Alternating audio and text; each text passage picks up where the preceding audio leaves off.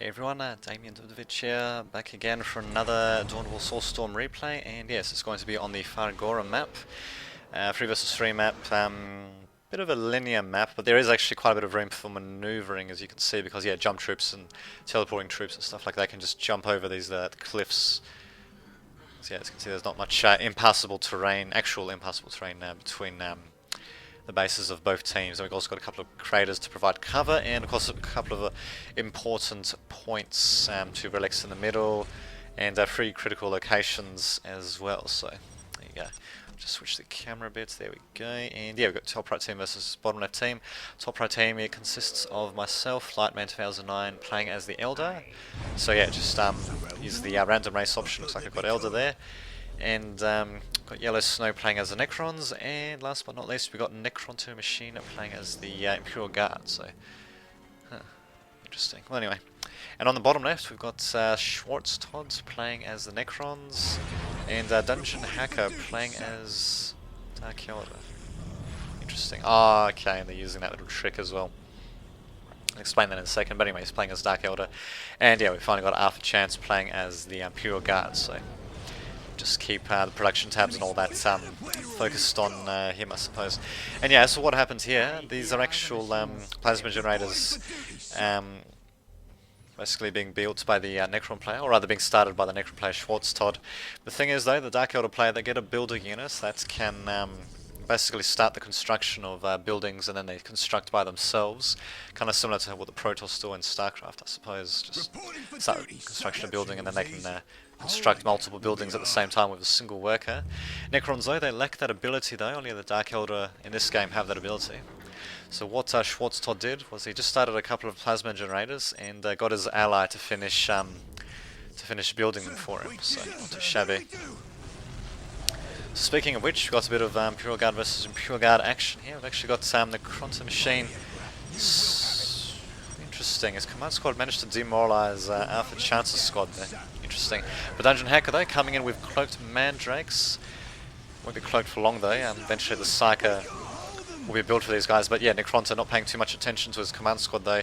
Realizes almost the nick of time really that they were getting attacked by mandrakes there. But yeah, unfortunately losing his priest in the process. Also got Necronta Machine taking a bit of damage there as well. As for Arthur Chance, he's built a couple of heavy bolter turrets just for a bit of defense, I suppose. One on the left there, we have Schwartz Todd building and now repairing a Gorse turret just to harass my listening post there. Kind of sucks, but what can you do? And yeah, as for Dungeon Hacker, finding himself in the middle of a bit of crossfire there. Mandrake's taking a bit of damage there, and Necron's Machine even hiding a couple of his troops and the infantry commander as well to take a few pot shots at them. Mandrake's managing to get a few free shots here and there, but wow, not bad indeed. But yeah, finally getting detected by the Psyker. And yeah, as you can see, getting torn up a bit, but there we go, still managing to keep 2 full squads there, so not too bad indeed. And well, actually managed to get my Farseer out into the middle as well, thankfully. Oh, actually, never mind, I was going to say thankfully she can get attacked, but yeah, it looks like Farseer will get attacked by these mandrakes. I'll be taking a few hits there before I realise what the hell's happening there, or at least before I notice. And yeah, as you can see, those mandrakes, they can do quite a bit of damage, especially when they gang up on single units. Or on light units, I suppose, like that Guardian squad. A few of them getting taken out there. And yeah, me basically retreating the rest of my troops there. Interesting. So yeah, it looks like the middle is being captured by Schwartz Todd, and for some reason they're not starting to capture the relic just yet, but as you can see, the top is being captured by Yellow Snow though, so by our Necron counterpart here. Well, at the same time we do have interesting use of Solar Pulse ability. I think it's just to stop the Gorse turret from shooting. We've also got a couple of mandrakes coming into the fray, which for some reason have stayed uncloaked. Not really sure why. Might have been the Gorse turrets, maybe uncloaking them. Depends on what its detection radius is. Not entirely sure what it would be, but anyway. So there we go. Now it looks like the battle's beginning in earnest. Looks like everybody's getting their forces into the middle, except for Necronta Machines leaving a couple of these guys behind there, while I'm getting my Dark Reapers into the cover, light cover of this massive crater. For some reason I'm continuing to, oh there we go, I don't know what exactly I was doing with them there. Running them about in front of those guardsmen there, but there we go, finally managing to do a bit of damage there. Farseer using Psychic Storm ability, but it was a bit of a misclick from me there. I was meaning to click on a squad. I think I ended up clicking on the ground instead, and yeah, the Psychic Storm basically did next to no damage, because it does area of effect damage, but it also follows a squad or a unit that you've targeted as well. But of course you have to target them first for that to actually work. So target the ground, of course the bloody Psychic Storm's not going to move at all, so scruff, that's what can you do. And we've managed to drive our opponents back from the middle, and yeah, they don't really have too much to reply to that. For Chance, he doesn't have attack control, and he's not at tier 2 yet either.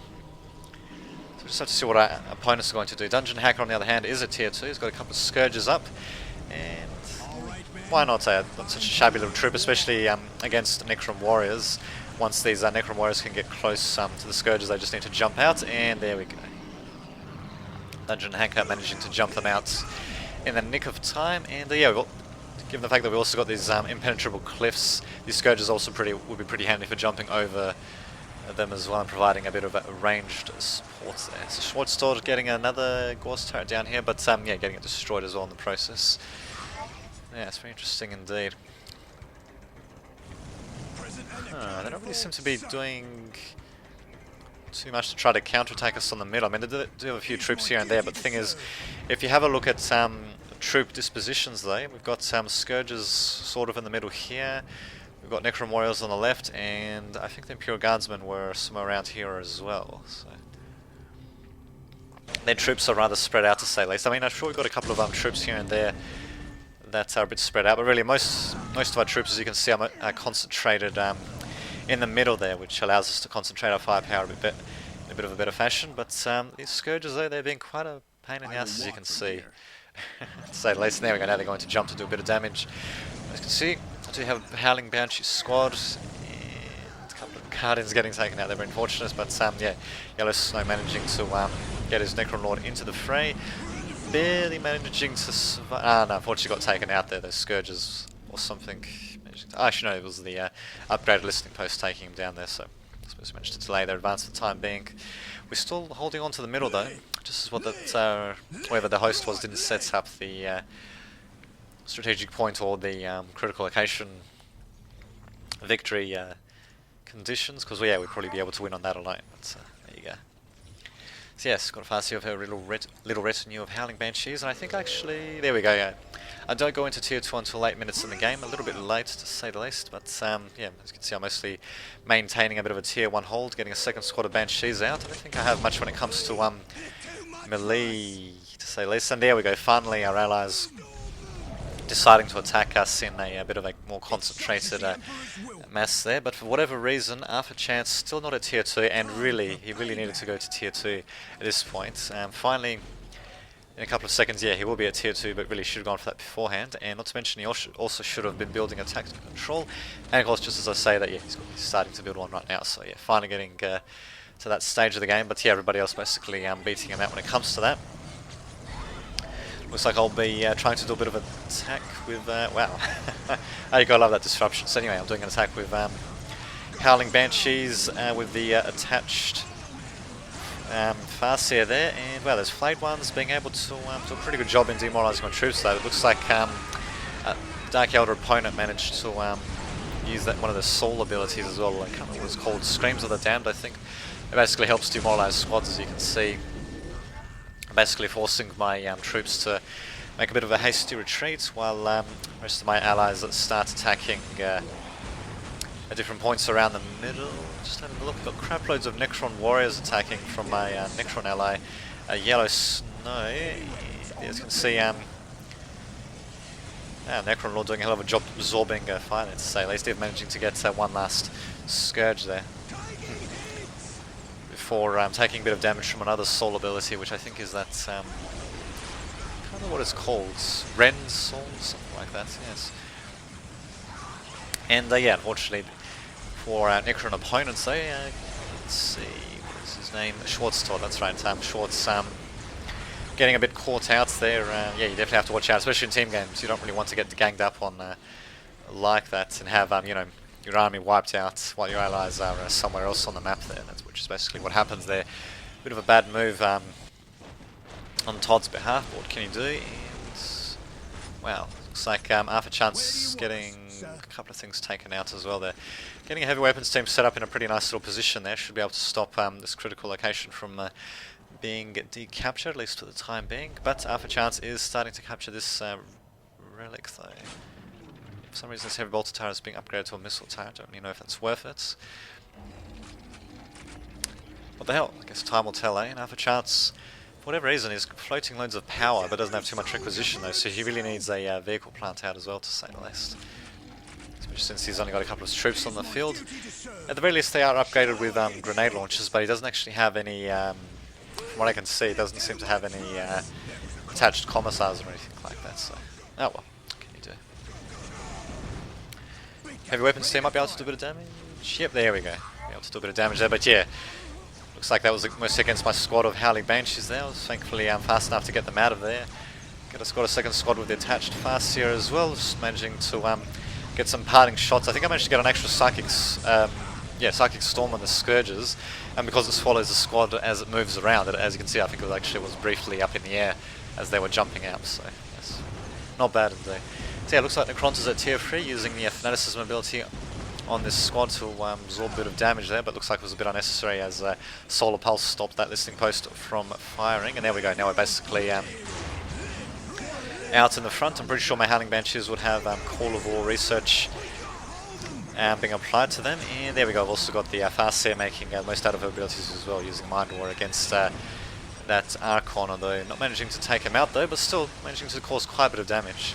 So normally, of course, you'd want to use plenty of ranged troops to support your own elite troops for the Elder, but well, for whatever reason, I decided this round, instead just to go for more of a melee focus, which perhaps actually turned out to be much better overall, because as you can see, my allies, they're mostly using ranged troops, so having a strong melee complement to that would have probably been better than just adding more ranged troops into the mix there. And yeah, these Howling Banshees are not too shabby actually, especially once you have the Call of Research ability researched. And yeah, when you have an attached Farseer as well to add to their damage and use fancy abilities, why not say? Looks like she'll be using her Eldritch Storm ability, doing a bit of damage to these destroyers, flinging back these Scarabs. They're somehow still alive there, and also doing a bit of damage towards this Necron Monolith, so why not say? Also got these Scourges. It looks like had a Witch squad using the Combat Drugs ability near them because they're glowing a bit purplish. Ah, there we go, a couple of squads benefiting from that, but the problem is the Dungeon Hacker not microing his Scourges well enough there. They're basically going to take the full effect of that Solar Pulse ability, won't be able to really move around, or rather won't be able to shoot while they're under that, finally sending them back, and yeah, it looks like they also managed to force my couple of squads of Howling Banshees back as well, but probably just really a temporary measure there. Necronta saying, someone jump and decap. I think it was just referring to this point or something like that. And we don't actually have many of our own jumping troops. Probably could have gotten Warp Spiders out or something or whatever. Instead, yeah, I'll just continue attacking with my fancy Howling Banshees. And I don't think I've actually seen them using the War Cry ability out at all. I think that was actually my Farseer got killed as well, I think. Oh, there we go. Now they're using the War Shout ability. Damaging the morale a little bit, I suppose, but yeah, not really being able to do too much. Then as you can see, they're actually going toe-to-toe with a whole variety of opponents. Necron Lord, a Witch squad, a Destroyer, Scourges, oh my god, it's Maelstrom in it, to say the least. And yeah, finally they managed to force my troops and my allies' troops back as well. And there we go, building my own support portal there, so probably could have built a transport unit of some sort to transport directly to the Imperial Guard's base, but yeah, I don't think I do that at all. I just go for direct attacks. The Elder usually wants to go for more indirect attacks because yeah, because a bit of a hit and run faction. Or what the hell? What can you do, eh? Let's see. Wow, actually not bad. Necronta Machine have managed to capture the enemy's relic right next to their base, and Okay, pretty good ability use of the Crucible of Malediction. I'm sure that's what it's called, of the Archon squad. And we even got witches using the combat drugs ability with the Archons being right next to them and all that. So yes, certainly using the abilities to their fullest though, but don't really know how much difference that's going to make, especially crap loads of Necron warriors supporting there, as well as the support by Necron to the machine. Oh, there we go, actually do make a Falcon grab tank. So transport tank, I decided to arm it with a star cannon though. And there we go, I guess I'll just be using it to help mop up the remainder of the enemy's troops there. For some reason Schwartz Todd keeping his Necrons in the fight. It's not really the greatest thing to do there, but what the hell. And there we go, managed to get my Howling Banshees out of there. Oh, there we go, I've also got a direct link as well. Actually, no, don't quite have a direct link. Oh, that's right, I'll be building a webway gate here, I'm pretty sure, so I can directly teleport troops to the front. And I'm pretty sure that's what I'll be doing, yeah, so RC will probably be the first troop to go through there. And yeah, as you can see, Yellow Snow being the first to teleport back to his little home base there, but yeah, thankfully our Imperial Guard allies managing to hold the line for the time being, and my Falcon Grav Tank, as you can see, is doing a pretty good job in holding the line for the time being, managing to survive all that, and yeah, me at least having the right amount of micro to at least jump it back when it was low on health, so managed quite a bit of damage indeed. Let's see, what does... okay, he has one plasma gun, a couple of grenade launchers, interesting. Oh, okay, and he's got Limonrus out as well, why not? Let's go for a bit of direct fire supports there. And yeah, interesting thing about these Limonrus tanks, pretty decent fire support vehicles, but and they got pretty good range as well. Their main cannon's got quite a bit of range. Unfortunately, it doesn't do any knockback or anything like that. In fact, I don't actually know if it does area of effect damage. I'm not entirely sure. Well, in any case, this Bane Blade certainly does area of effect damage. I'm pretty sure of that. Yellow Snow saying overkill, not bad. Well, why not? We might as well go for the end game at this point to do as much damage as possible. We've got Necron troops wandering in to the front of their base, and also to presumably cut off the fleeing troops here. Although we've just got a few Necron warriors to flee, really. It's not really like as if they're going to be cutting that much. I suppose Schwartz's troops also be cut off as well a little bit. Necron recommending for me to take this critical location, presumably, and he's saying okay. And yeah, as you can see, the game is pretty much a foregone conclusion at this point.